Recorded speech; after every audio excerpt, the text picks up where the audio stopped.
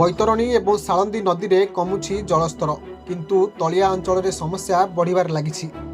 भद्रक जिलार आखुआपदा आनिकट ठारे बैतरणीर विपद संकेत 18.33 मीटर थिबा बेले एबे 18.30 मीटर रे बन्या जल प्रवाहित हेउछि।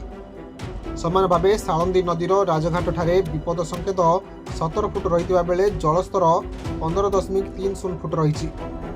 भद्रक आरडी रास्तार कोठार ठारे रास्तार बन्या पानी जोगु जोगाजोग विच्छिन्न होई पड़िछि। धामनगर तिहिडी और भंडारी पोखरीर अनेक तलिया अंचल जलमग्न होइतिबा देखिबाकु मिलिछि।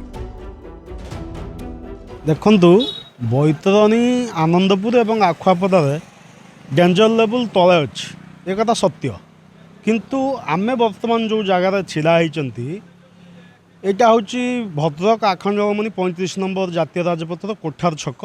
उपर मुंडर पानी कमिले तल मुंडर पानी बढ़े, जार फलस्वरूप वर्तमान आमे कोठार ठारू फतेपुर, असुराली, कासिमपुर, रईपुर, बमुकुरा, धुसुरी, पालसाई एमती पाखापाखि 10टी पंचायत गतकाली राति ठारू बन्या प्रभावित हो सारे। किंतु आमे यही 15 दिन भितर दुईटा बन्या को सम्मुखीन होइचु। आज धामनगरवासी भाव में कृतज्ञता जनइबी, धन्यवाद देवी ओडिशा सरकारंकर मान्यवर उच्च शिक्षा मंत्री व धामनगर विधायक को।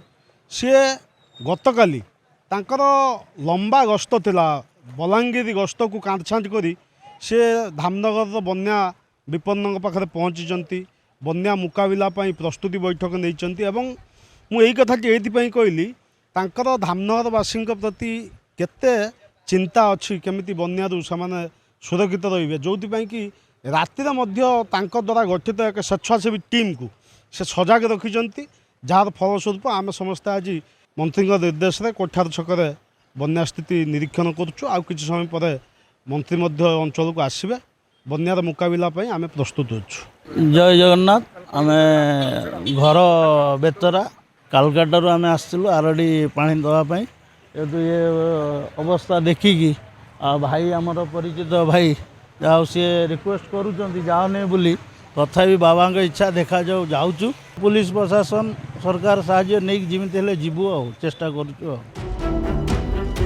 भद्रकरू जगन्नाथ बेहरा रिपोर्ट, खबर ओडिशा।